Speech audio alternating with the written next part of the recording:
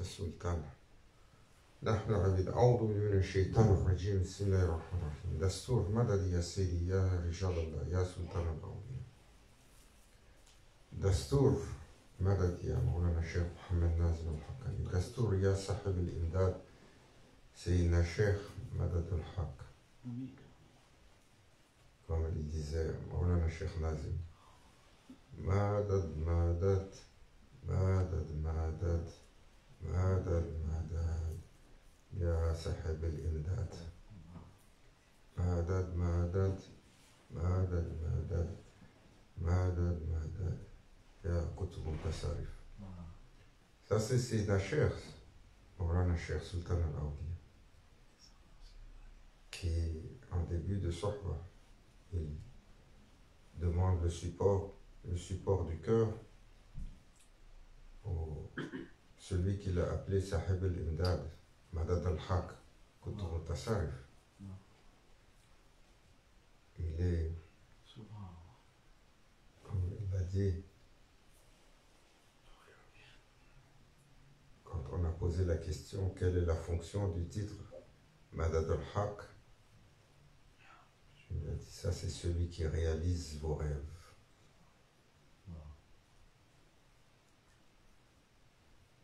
Il a dit c'est un wali qui a une telle puissance qu'il peut accomplir les rêves des gens. Seulement si nous savions.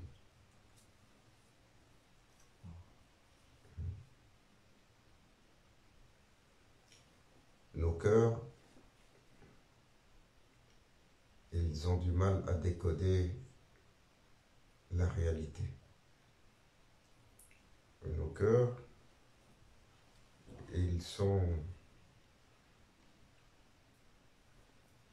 ils n'ont pas l'éveil.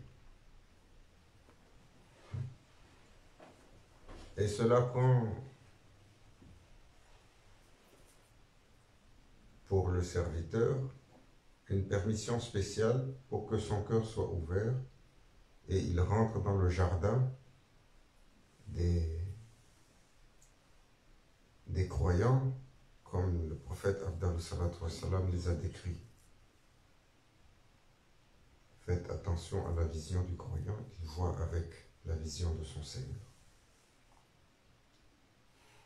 Comme cet homme, il est venu voir, il était bien intentionné.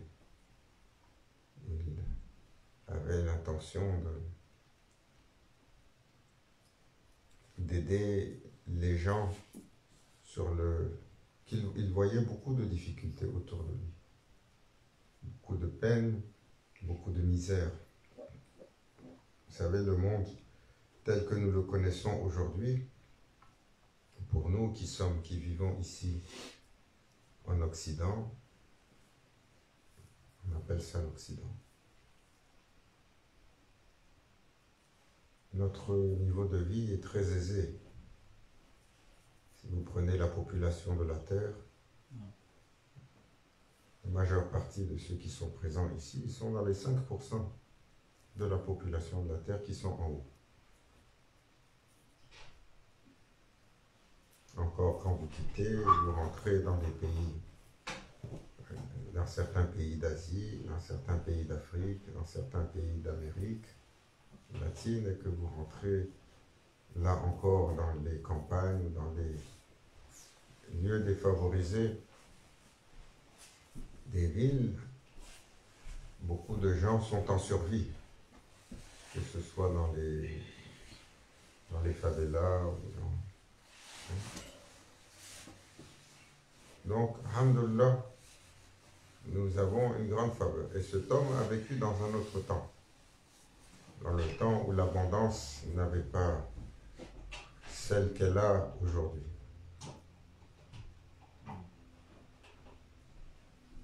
Cette abondance qui est la source de toutes les corruptions. Et ça, c'est Hadith Nabawi. Il a dit, ma nation va être mise à l'épreuve avec l'abondance et avec son shahwa, son désir sexuel. Comme nous voyons. Et cette abondance qui est source de tellement de corruption, tellement de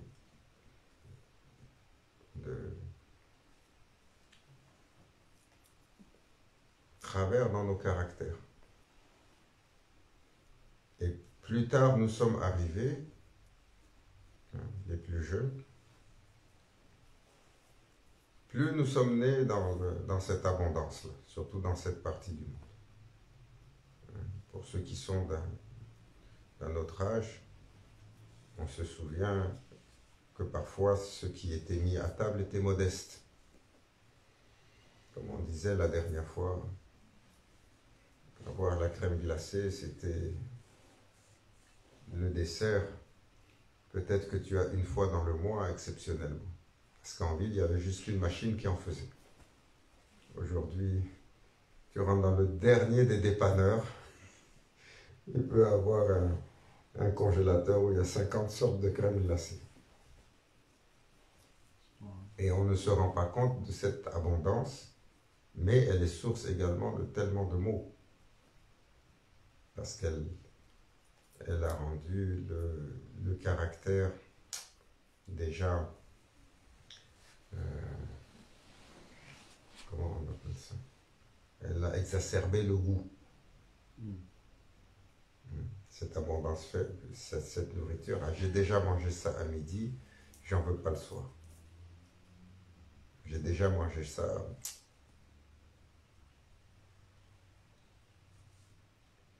Et donc dans ce temps, c'était comme c'était dans certains de nos pays. Vous allez à la campagne. Subhanallah. Moi, j'ai grandi dans la ville. Mais dans les années où j'ai grandi, on voit la pauvreté tous les jours. Tous les jours, tu vois la pauvreté. Tous les jours, tu vois les gens dans les besoins. Tous les jours, tu vois les gens qui travaillent tellement fort juste pour amener le minimum pour avoir assez à manger pour la famille. Et tu vois les gens qui courent, il fait 45, 48 degrés. Ils courent avec des pousse-pousse juste pour transporter les marchandises. Ils portent dans le pousse-pousse ce que même un âne des fois n'arrive pas à porter. Et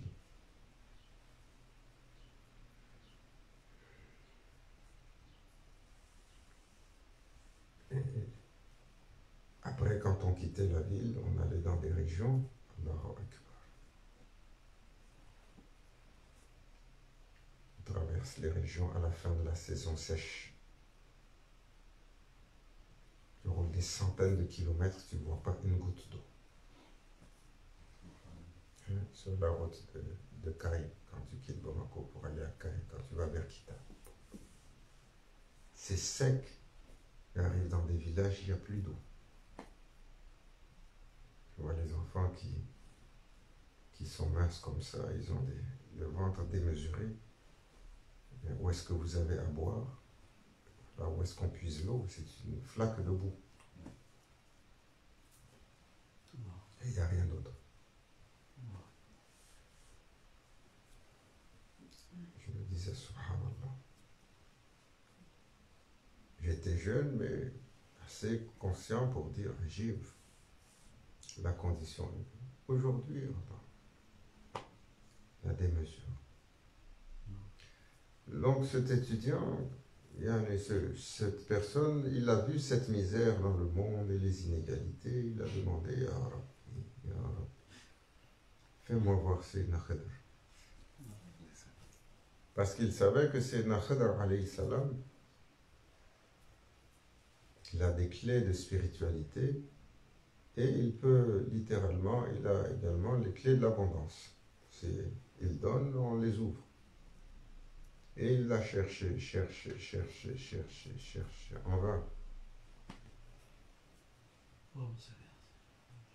Et Sayyidina Khidr est passé devant lui plusieurs fois, il ne l'a jamais vu. Et finalement, un jour, Sayyidina Khidr est venu et lui a dit, il est rentré dans un magasin, il a dit, je cherche Khidr. Il a dit, ah, lui, je le connais. Et c'est quelqu'un qui a du pouvoir. On dit que si jamais il bouge le doigt comme ça, il peut faire trembler la terre entre l'Est et l'Ouest. Quand il a fait ça, la terre a commencé à trembler. L'autre qui cherchait, il s'est couché. Allahu Akbar, subhanallah, il est rentré. Il a eu peur du tremblement de terre. Il a continué à chercher. Une autre année est passée, finalement. Il a rencontré le monsieur à nouveau sous le même visage. Il lui a dit, tu l'as trouvé? Il dit, voilà, je n'ai pas trouvé, mais la dernière fois qu'on s'est vu, il y avait le tremblement de terre, je suis parti en courant, j'ai eu peur. C'est Khidr, j'ai entendu aussi une autre chose sur lui. On dit que son ombre est verte. Quand tu regardes son ombre, elle est verte. Alors, le monsieur, quand il a baissé les yeux, il a vu effectivement que la personne qui lui parle n'a pas la même couleur d'ombre que lui et son ombre est verte. Il a dit, ah, c'est toi.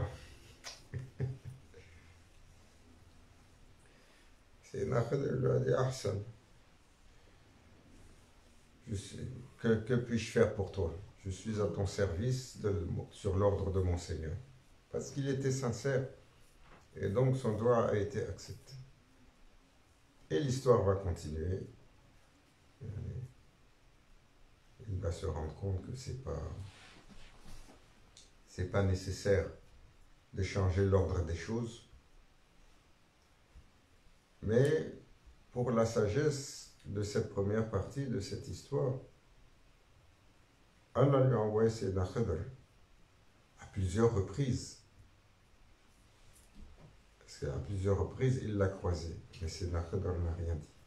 Et 2 fois où il a conversé avec lui, il a été incapable de le reconnaître. Pourquoi? Parce que ça prend une condition de cœur. Combien de fois nous avons été en présence des gens d'Allah que nous n'avons pas pris leur valeur à leur juste mesure. Combien de temps nous avons été en présence des gens d'Allah que nous n'avons jamais reconnus. Peut-être même on a été rude avec eux.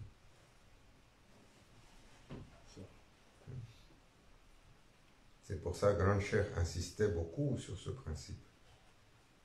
L'un des enseignements sur cette tariqa, ihtiram al-kull. Vous devez apprendre à respecter tout le monde. Tu ne sais pas qui il est, tu ne sais pas qui elle est, quelle est son appréciation chez Allah. Je ne sais pas. Et quelle est, sur sa spiritualité, quel bienfait il y a, ou quelle ouverture il y a, ou quelle fermeture il y a. On ne sait pas. Même si on se juge sur nos agissements. Regardez, jusqu'à quel point la vision juste est difficile. C'est une leçon pour nous. Et un jour, et ça c'est pour nous, tous les prétentieux, parce que nous le sommes tous, sans exception. Un jour, le prophète, salatu wassalam, est assis avec ses compagnons. Comme il était assis et il leur enseigne. Et il leur demande. Il passe un homme. Que pensez-vous de celui-là? Alors les compagnons commencent. Ah, ça c'est un homme honorable. C'est un séïd parmi nous. Il est riche, éloquent, noble. Si il venait à demander la main pour notre fille, quelle faveur!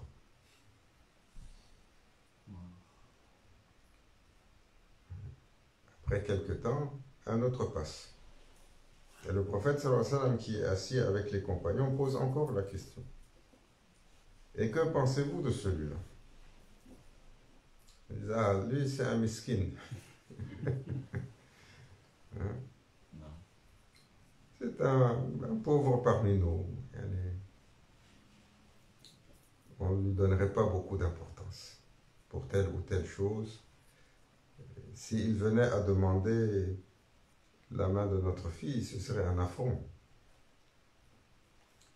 Qu'est-ce qu'il a dit, le prophète sallallahu alayhi wa sallam? Il a dit par Allah.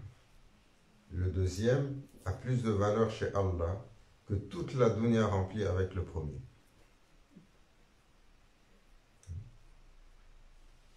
Ça, c'est le sceau des prophètes, entouré de la meilleure des générations, les compagnons. Ceux avec qui il est assis, à qui il est en train de donner une leçon, qui montre que le cœur, s'il n'est pas ouvert et enligné, sur une chose qui est écrite chez Allah comme cela, il passe à côté. Et c'est notre chose, c'est notre station. Alors, ihtiram al-kul, grand cheikh, il dit, il faut apprendre à respecter tous. Et il faut faire attention, surtout avec les gens d'Allah.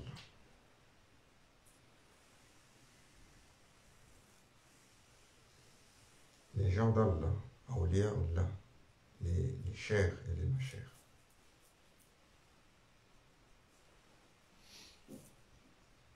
Abstenez-vous de parler mal d'eux, de parler mal dans leur dos, de les critiquer. Abstenez-vous de leur faire quelque tort que ce soit, de leur manquer de respect. Hein? Comme on entend aujourd'hui. Tellement de fois on entend des gens qui ils pensent qu'ils ont compris. Pourquoi? Awliya Allah, ils sont sous le dôme de protection d'Allah. Allah Azza wa Jal dit, ça ce sont mes intimes et mes choisis. Celui qui leur fait du tort, Allah lui déclare la guerre.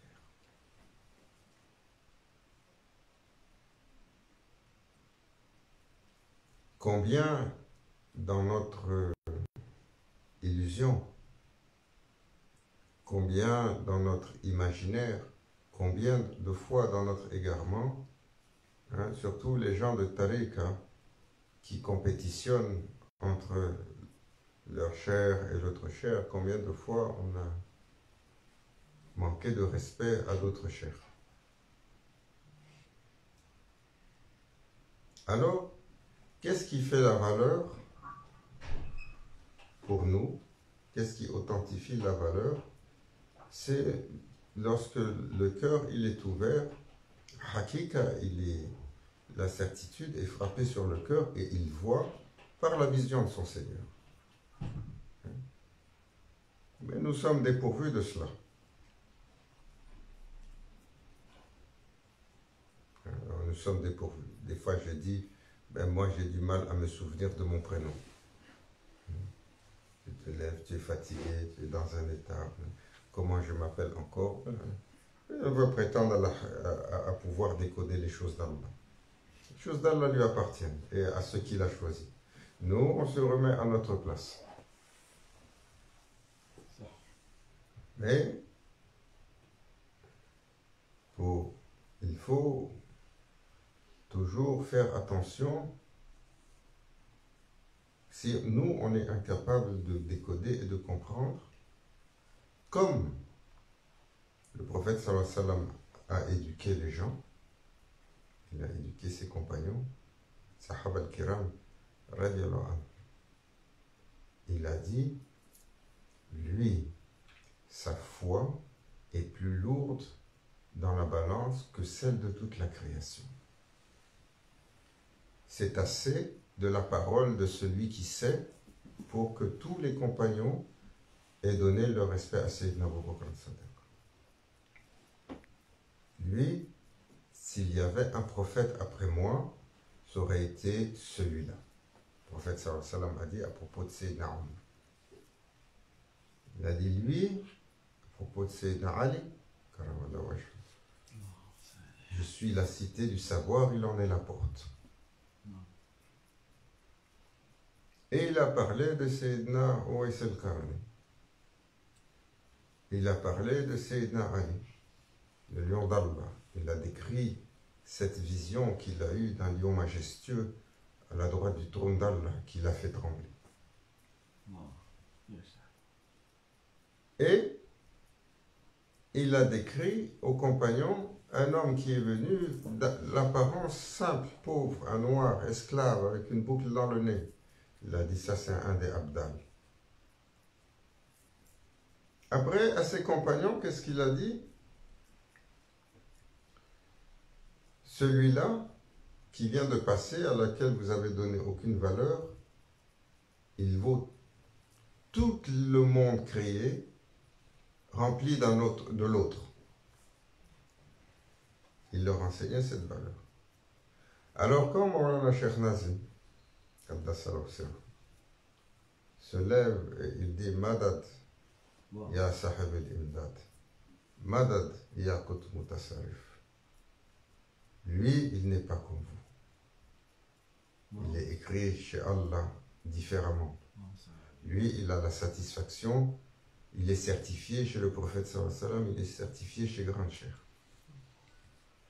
Lui, il est celui qui a été choisi par tout le collège des Awliya comme le seul capable d'invoquer Allah, de rentrer en séclusion pour invoquer Allah, pour que soit accordée à l'humanité une ouverture. Il a dit, nous sommes arrivés à une période difficile, nous avons besoin d'une ouverture. Les Awliya ont voté les seigneurs pour dire, lui, il peut faire cela. Il l'a fait rentrer en séclusion après avoir appelé les gens pour dire, voilà ce qui est descendu sur moi hier. Alors c'est assez. C'est assez pour s'abstenir de le transgresser ou de lui manquer de quoi que ce soit et de lui accorder notre amour, notre respect.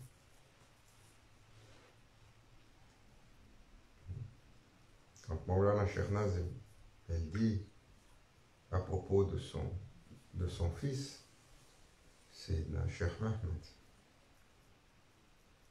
Il a dit ça, c'est un des puissants dragons d'Allah. Nous avons mis Istanbul sous son autorité, car n'importe qui parmi les Awliya ne peut pas porter une telle ville. Elle porte la majesté, le dôme de majesté qui porte l'islam, et sa spiritualité l'habite encore, et ce n'est pas n'importe qui peut la porter. C'est à lui que revient cette tâche. C'est assez pour nous, pour dire, ça ce sont les gens d'Allah, choisis, certifiés par leur chef.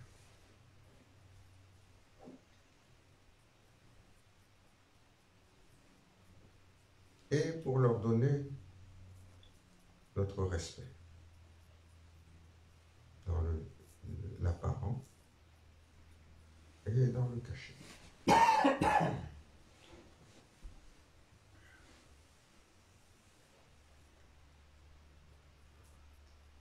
La vision est difficile. La compréhension de ce qui est certifié est difficile pour celui qui navigue dans ce monde, dans le temps que nous avons. Et le serviteur, tous les jours, il doit demander, Ya Rabbi, fais-moi rencontrer des gens meilleurs que moi.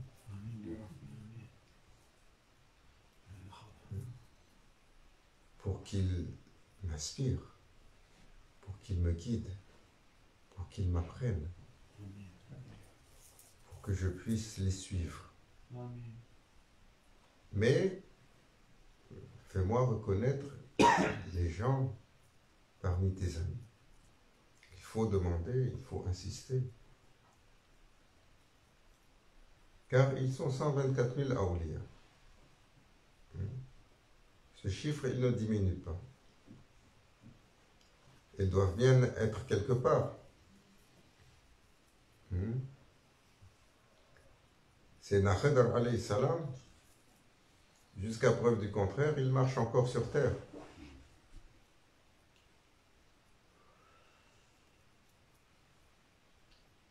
Est-ce qu'on l'a rencontré? Peut-être certains. Pourquoi pas? Voilà, Chernaz, il y avait une maison à Chypre où il le rencontrait.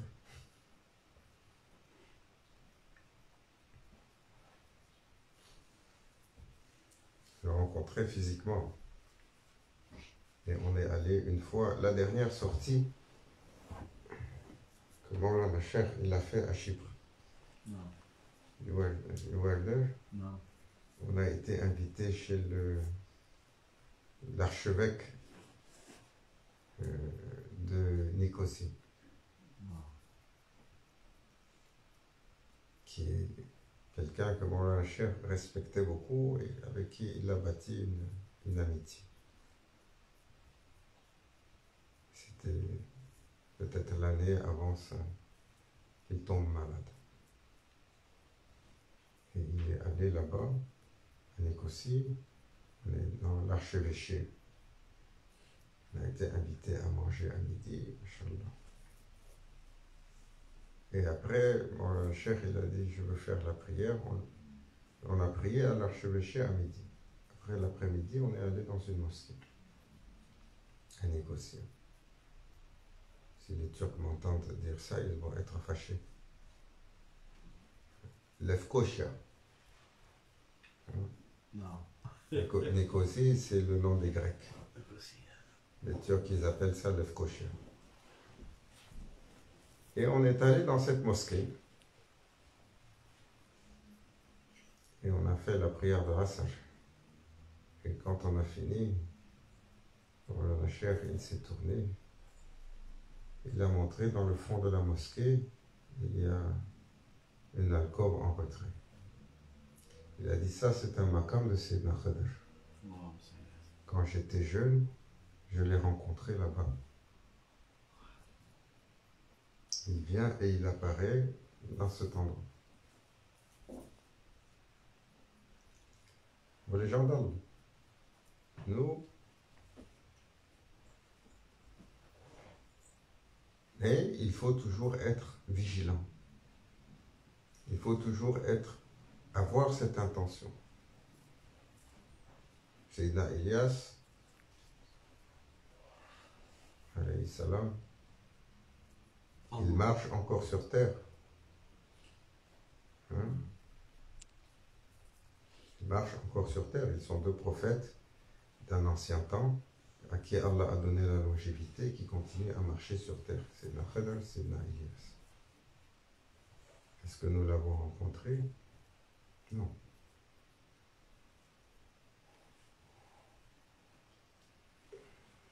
Qu'Allah Azzawajal nous rende éligibles à cette ouverture de cœur pour nous permettre de reconnaître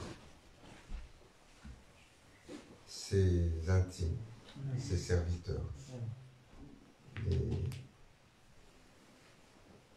awliya Allah, les gens hors du commun, dont la stature spirituelle peut littéralement changer le cours d'une histoire.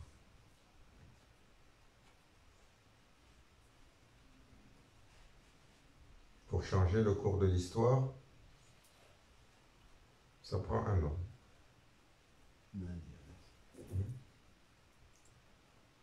Pour toute une région, un est assez. Il est arrivé un, il a changé le cours de l'histoire, c'est dans Mohammed Abdallah Salam. Il est arrivé un, c'est Ibrahim, il a changé le cours de l'histoire. Il est arrivé un, c'est Isa alayhi salam, Jésus, que la paix soit sur lui, il a changé le cours de l'histoire. Wow. Il est arrivé un, Mujahid al-Fathani, Imam Rabbani, Cheikh Ahmad Serendi. Il a changé le cours de l'histoire pour tout le sous-continent indien. Et donc, par extension, toutes les zones autour. À tel point que le prophète l'a appelé Mujahid al-Fathani, le revivificateur du millénaire. Il va venir un homme dont l'ampleur spirituelle va recharger le monde musulman pour un autre millénaire. Et nous attendons Sayyidina al-Mahdi alayhi salam, dont l'arrivée doit arrêter l'empire de l'oppression. Et comme la terre a été remplie d'oppression avant son arrivée, elle sera remplie de justice par la suite. Qu'Allah Azza wa Jal nous accorde de témoigner de cette arrivée ensemble et en le servant. Ya Haratina bil-Fatih.